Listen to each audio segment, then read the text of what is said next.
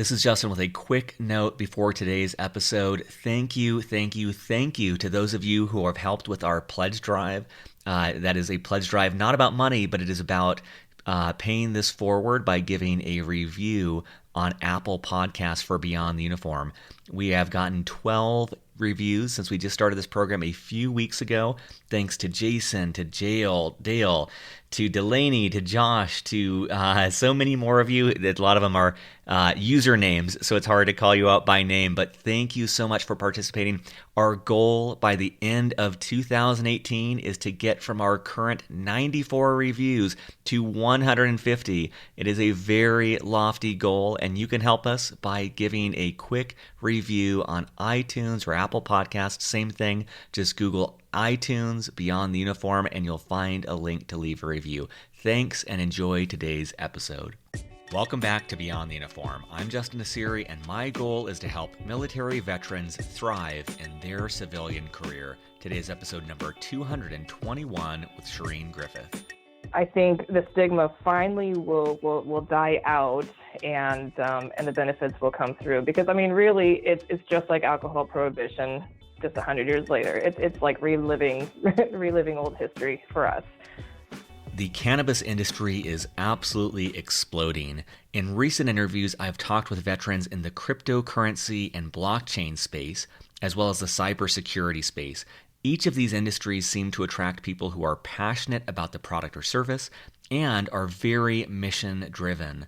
Well, in today's interview, we talk about a very different industry that shares these same two characteristics, and that is the marijuana industry. We talk about working in a stigmatized industry, how unique this field is given the current legislative environment, and how it's not just an industry filled with stoners. There are legitimate operators, investors, and business people. And we talk about why military veterans should consider making this part of their career path. As always, at beyondtheuniform.io, you will find over 220 episodes just like this, not quite like this, but similar. And you'll also find a link to our coaching program where we pair you with a one-on-one subsidized professional coach to help you figure out your next career move. You'll also find links to everything we discuss and an offer for a free audiobook of your choice from audible.com. So with that, let's dive in to my conversation with Cheriene. Well, joining me today in Santa Rosa, California is Cheriene Griffith. Cheriene, welcome to Beyond the Uniform. Thank you. It's a pleasure to be here. So maybe to start things off, if you were talking to someone on active duty, how would you explain to them what CannaCraft is? So CannaCraft is California's largest manufacturer of cannabis products. So we have three different brands. Sorry, we have three different brands. One is Absolute Abstract, so it does most of the vaporizers and the inhalables, and has a variety of different hues and terpenes and different things that you can use to have a THC and in some cases CBD experience. We have another brand called Care by Design, and then it focuses mostly on CBD, so it's a lot more geared towards the medicinal side of things, such as soft gels with different levels of CBD and THC in it, or tinctures. And we also have some edibles like chocolates as well, and that's geared towards people who want the medicinal, just everyday benefits of it, or maybe somebody really legitimately has an ailment such as epilepsy or Alzheimer's or anything like that, and it really, we're finding it's helping a lot of people. And then Satori is another chocolate brand. It's an edible brand. And we bring in material, we extract all the oils out, and we manufacture all the products from here. So we're at the end of the day, we're really just a manufacturing facility, but we have a very interesting product. and your title is Vice President of Production.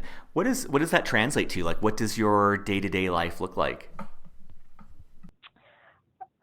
This industry is a little bit less structured than some other ones. So I would love to say that I come in and we produce stuff and that's the end of the day. But there's so many more elements of learning what new regulations came about in California on that particular day and how we have to change production because of that particular regulation. Like maybe we have to put something else on the container, like a new warning or a new governmental warning is usually the big one, or we have to have different type of containers because they want it to be childproof all of a sudden.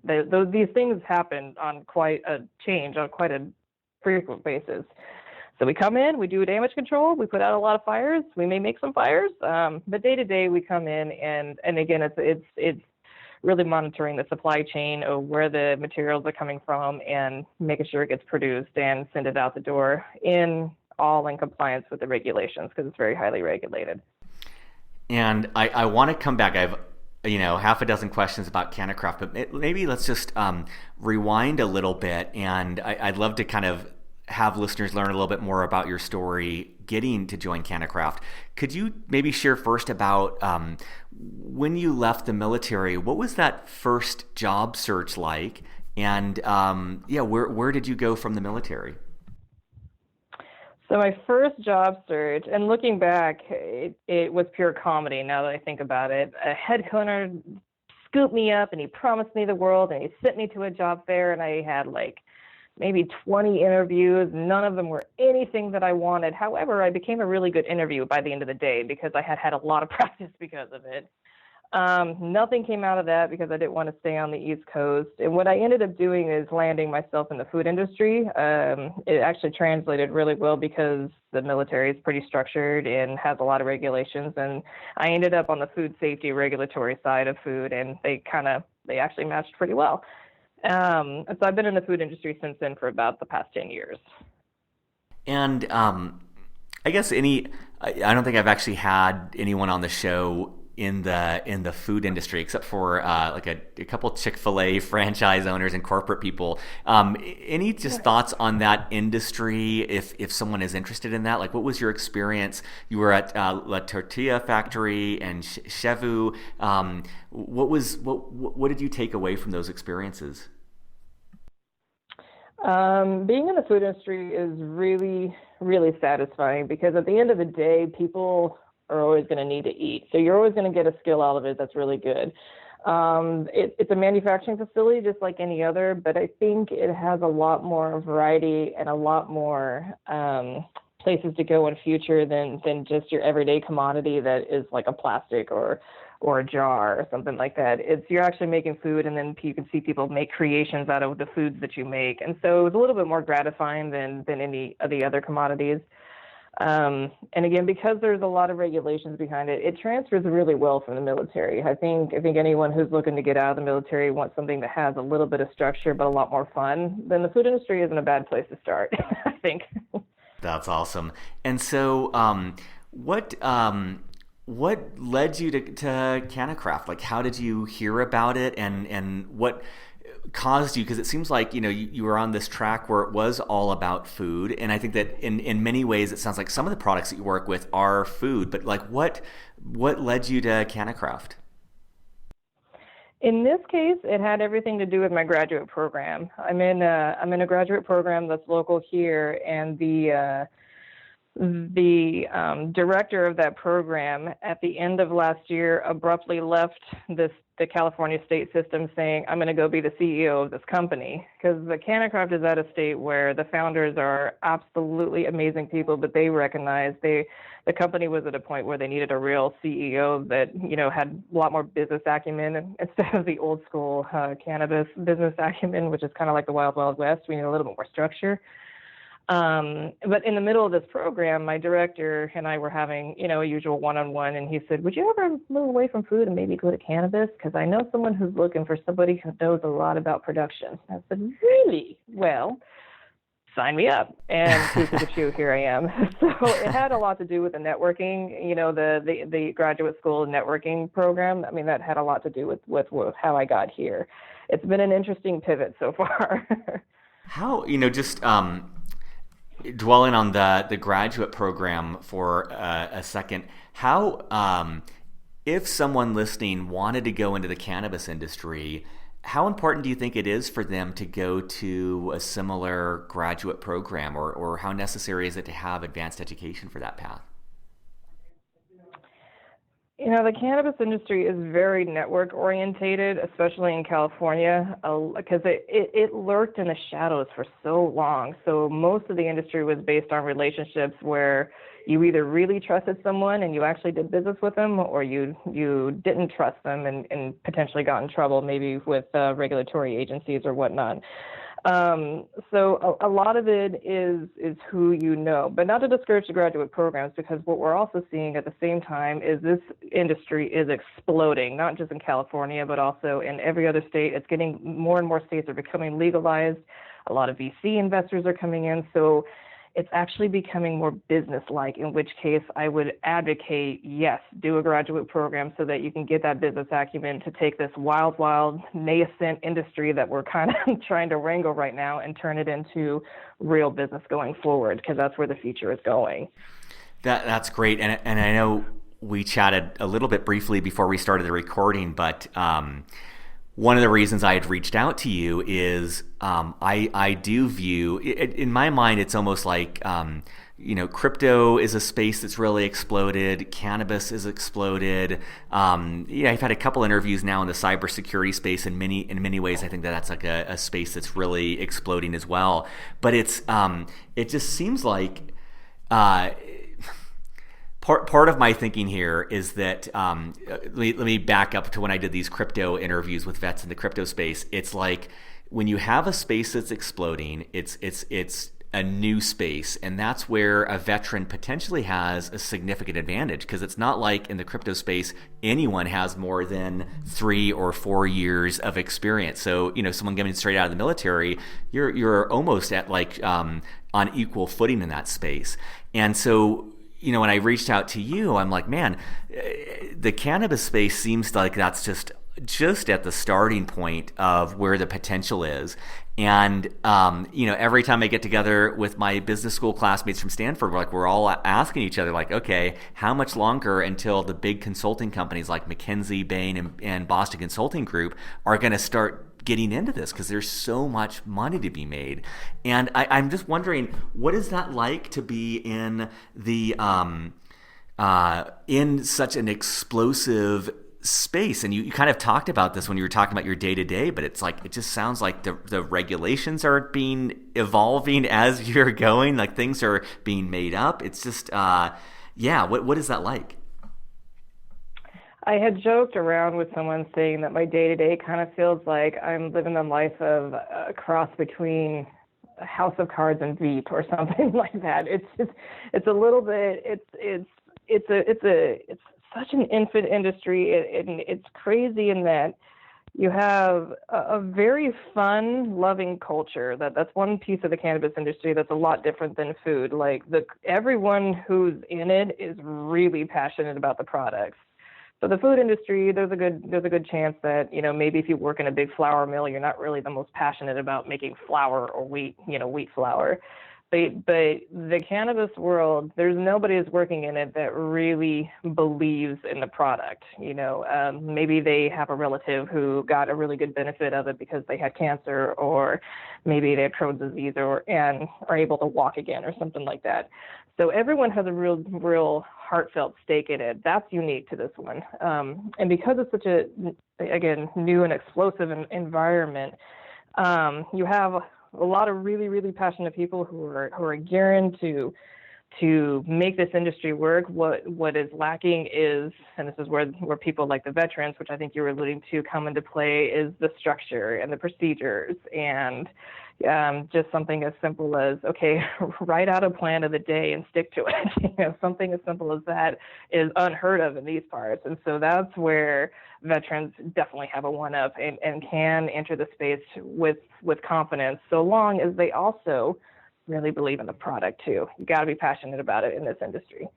That's interesting too, because that kind of came through in the couple of crypto interviews I did, which is it shares that common sense of passion. Like everyone seems really passionate, not everyone, but a lot of people in the crypto space seem really passionate about what they're doing.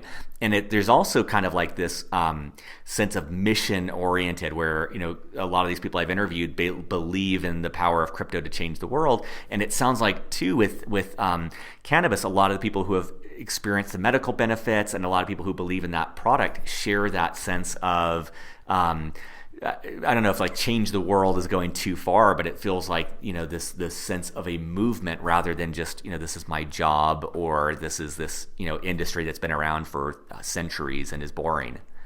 Yeah, and I agree. And I don't think change the world is quite the right word. I think it's definitely change of perception though, because as much as the medical benefits we can go on and on about, but their perception of anything that has to do with cannabis is nothing but a Cheech and Chong show is still there. I mean, I fight it with even my own family members, and I'm in the industry myself. It's just the stigma has not gone away, and as it gets more legal across the United States and in Canada and other countries, I know Southeast Asia is doing a huge movement on cannabis right now.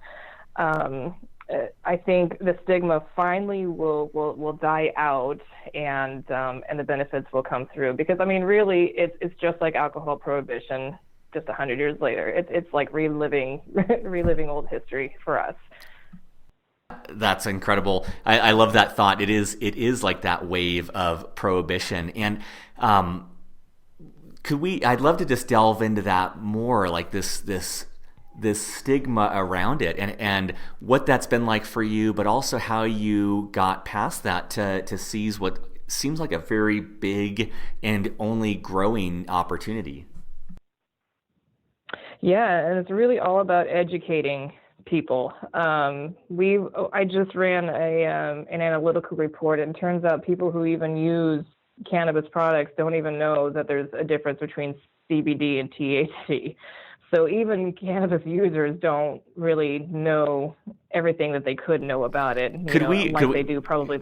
Could we just pause on that too? And because I just had an interview that with someone from Warfighter Hemp, which is a CBD product. But could you just maybe point out for listeners who aren't aware, what is the basic difference between CBD oil and THC, or just CBD and THC in general? So I'm going to put in super layman's terms, so I don't go too technical.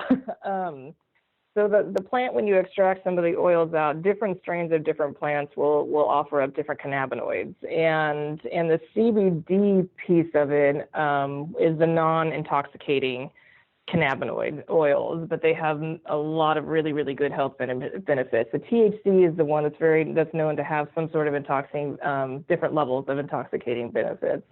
When they are used in combination with each other, depending on which ratio you choose, it could be very, very, very beneficial. Some people just like to use the THC, and that's probably your Cheech and Chong crowd. And hey, that's cool. have a good time.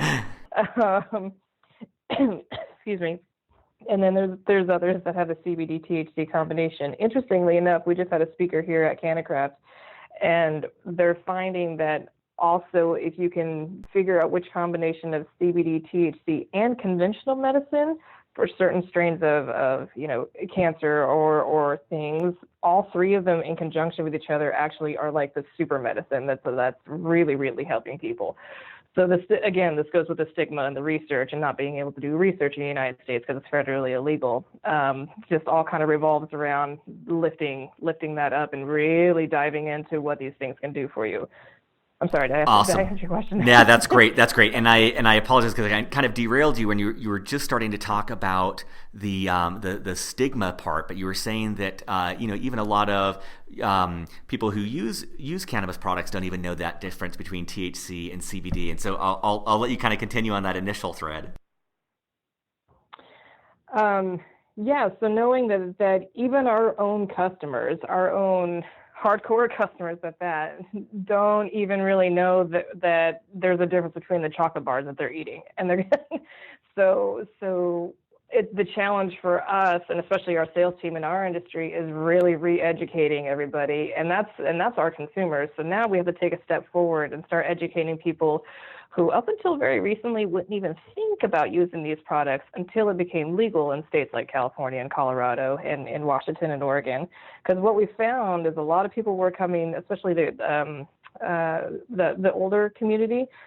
Now that it was legal, it didn't feel like they were doing anything wrong. So suddenly they're coming to dispensaries and saying, hey, can I try that pain cream? Hey, can I try that tincture? Because, I have this elbow thing and it really hurts. But they need the most education out of everybody. So then, you take that a step out to the people who are beyond those, bring them in the door and say, hey, there's this thing out there that could probably help you a little bit. And it's totally okay. It's just a plant. That's awesome. It's, and I'm also wondering, because this is not federally legal, that introduces just a lot of things that seem to be unique to this industry. And I'm not as well versed on this, but I know that it's cash only, and I'm just kind of curious, like, what are some things that are unique to running a business in the cannabis space that might not be experienced in other industries? Payroll's a good one. That's different every other Friday. And it's cash business. Quite literally, everybody gets an envelope full of cash. So that's one thing that's different. It's really, really difficult, and it's to the point where it's difficult, ridiculous difficult, because I'm trying to maybe buy some really high dollar machinery to help bring my efficiencies up, and I have to send somebody possibly with a briefcase across the country or maybe across the world to go do it. When really, why can't we just wire transfer it? It's just silly. And a lot of banks are starting to agree with us because they're starting to lobby for us, saying, hey, we're missing out on a really good opportunity here. We should probably change at least this part of the system, because it is highly, highly difficult to have to do everything in cash. Oh, man. And another thing I'd love to learn about is kind of the, I guess, like, lay of the land of, let's say someone listening is on active duty and this is really appealing to them and they want to go into the cannabis industry.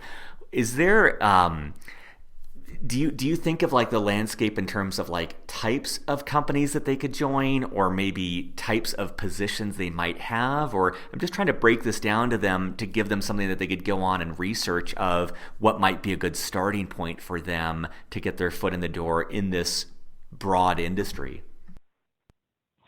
Absolutely. So this broad industry is again, I'm hoping that, in a couple years down the road, it's just going to be another manufacturing facility, just maybe like a food industry would be. And that if that's the case, it's a wide open door. Anybody who's interested in any sort of supply chain or operations, these places like CannaCraft are popping up all over the country, and I don't think that's going to stop anytime soon.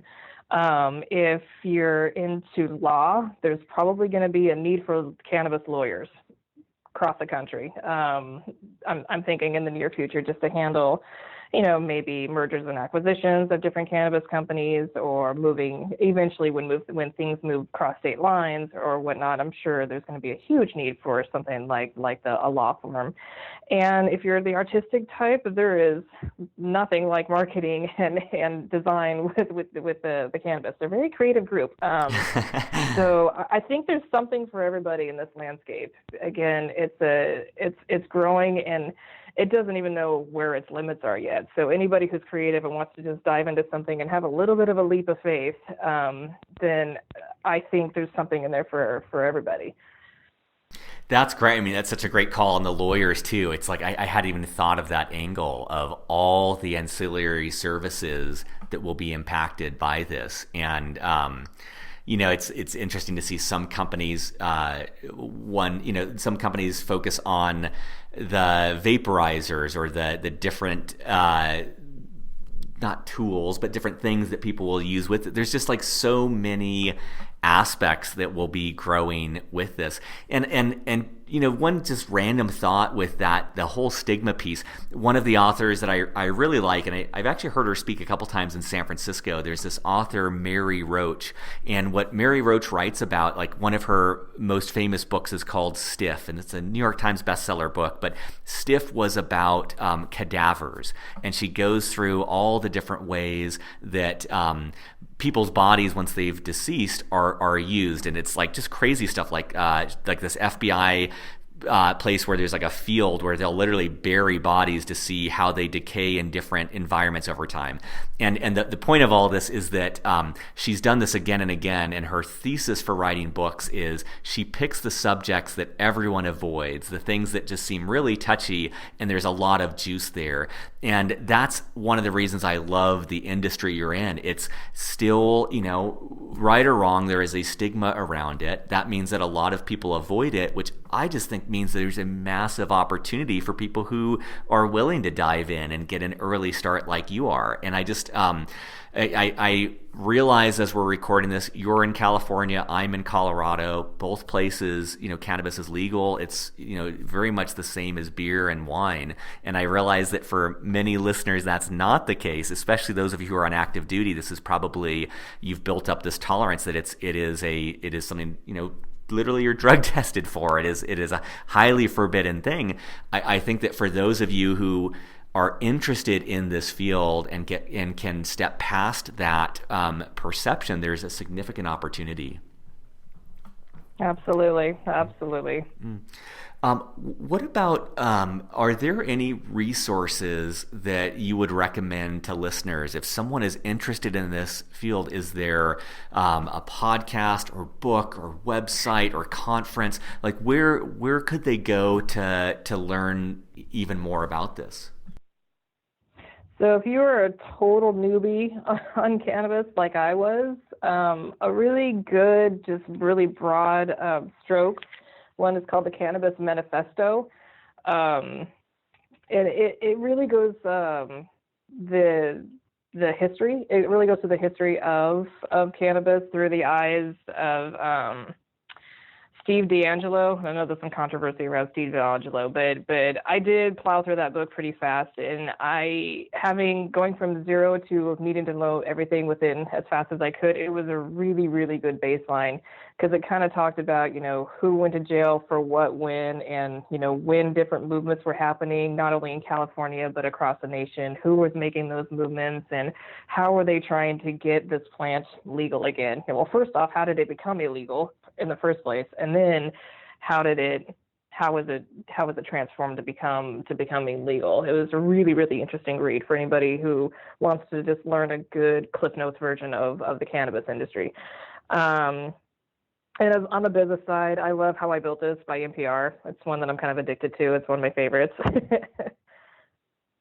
Mine too. I think that it's so great. I mean, that's with, I think, Guy Raz, and they just find the... Yeah, I love Guy Raz. Yeah, they just find... What I appreciate as an entrepreneur is they get these just epic success stories, but you see behind the scenes of just all of the... I'm picturing Shawshank Redemption crawling through waste at the end of the movie, like all the stuff they have to crawl through to get to that success, and all the failure they face, and all the crazy shenanigans that go on under the hood. And for listeners, I'll add links to the Cannabis Manifesto and How I Built This, so you can check that out. What else? I always like to leave the last couple minutes here a little bit more open-ended.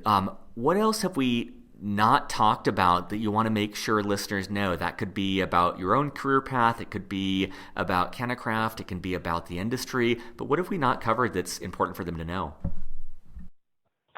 I think it's important, and I did touch on it in the cannabis industry, to just remember that it's not a set of the Cheech and Chong show, as much as people perceive it to be. It is so much more than that, and it's so much bigger than anybody, even in this CannaCraft building.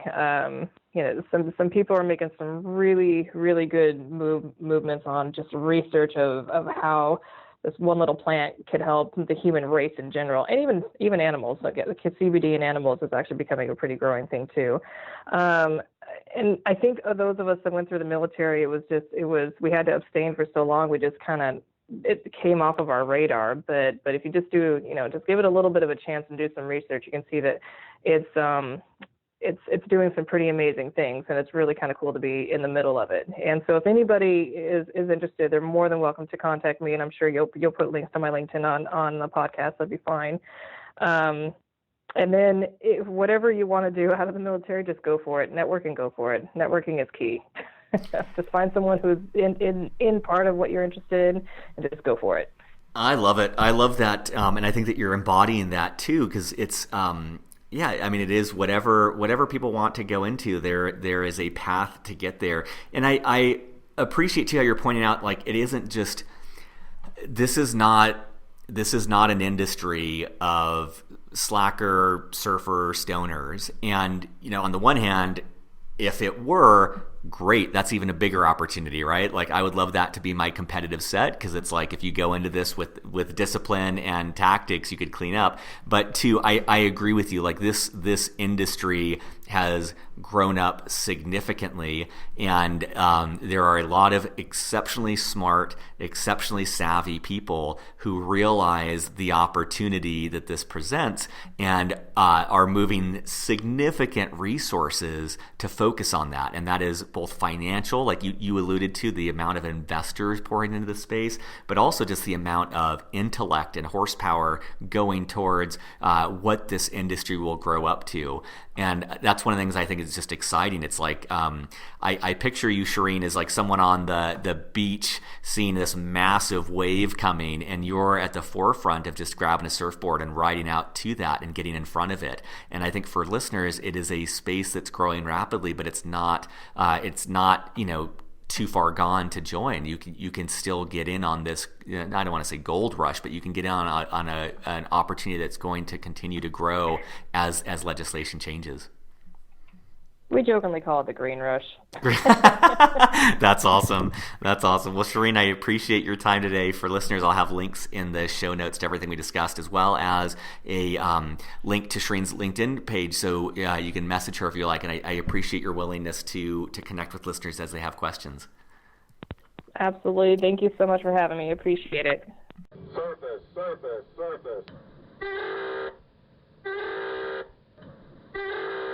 Thanks for listening to this episode of Beyond the Uniform. There are over 200 free episodes at beyondtheuniform.io. They're classified by the industry of focus, the functional role the person plays, and more. Beyond the Uniform is hosted, produced, and edited by me, Justin Asiri. Our Director of Outreach, responsible for sponsorship and guest episodes, is Steve Bain. Our editor, responsible for the show notes and text transcripts for all episodes, is Kathleen Dillon. Our data analytics and insights advisor is Andrew Woolridge. If you are enjoying Beyond the Uniform, you can help us out by telling your veterans and friends in the military about this free resource. There is more information on the website about how you can sponsor an episode or donate to our program to help us grow the work that we're doing. Be sure to check out the coaching section of beyondtheuniform.io, where you can be paired with professional, subsidized coaches to help you figure out your next career move. You can sign up for our newsletter to be up to date on the latest happenings at Beyond the Uniform. And in each show notes section, there is a link to audible.com, which is providing a free audiobook of your choice to Beyond the Uniform listeners. You get a free book of your choosing, and Beyond the Uniform gets $15 to subsidize the cost of the show, regardless of whether you continue with audible.com or not. Check that out and more in the show notes for this episode. Keep the feedback coming. Let me know what resources would help you in your career, and we'll do our best to make that happen. Take care, be safe, and I'll be back next week with more interviews with military veterans about their civilian career.